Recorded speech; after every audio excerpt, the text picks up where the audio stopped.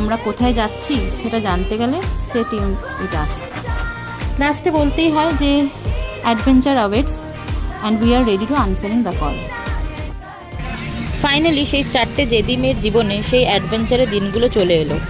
আর এই 15টা দিনে তারা তাদের সমস্ত কমফর্ট জোন থেকে বেরিয়ে শিখেছে একমাত্র নিজেকে ভালোবাসতে এবং জেনেছে self love is not selfish, বরঞ্চ সেটা হচ্ছে নিজেকে এবং অন্যকে ভালোভাবে রাখার রসদ। এই জার্নিতে আমরা প্রুভ করতে পেরেছি যে মেয়েরা শুধু রাঁধতে বা চুল বাঁধতে ছাড়াও এমন অনেক কাজ করতে পারে যা তাদের একটা ছেলের সমতুল্য করে তোলে। এবং নিশ্চিতভাবে বলা যায় সেই কারণেই সেই দিন সেই 11টা মেয়ের জয় আমাদের পুরো নারী শক্তি জয়কে উদযাপন করেছে। তাই কখনও কোনো মেয়েকে দেখে তাকে জাজ করার আগে, তাকে অযথা জ্ঞান দেওয়ার আগে তাকে তার ডানা মেলে আকাশে ওড়ার জন্য সাপোর্টটা আগে করবেন।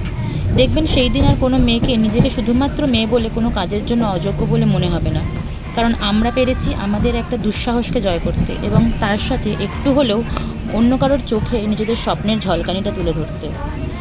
তাই নিজের স্বপ্নকে অন্য কারো চোখে খুঁজতে যেও না। ঈশ্বর প্রত্যেককে একটা সুন্দর জীবন দিয়েছেন, সেটাকে সুন্দর করে বাঁচার জন্য।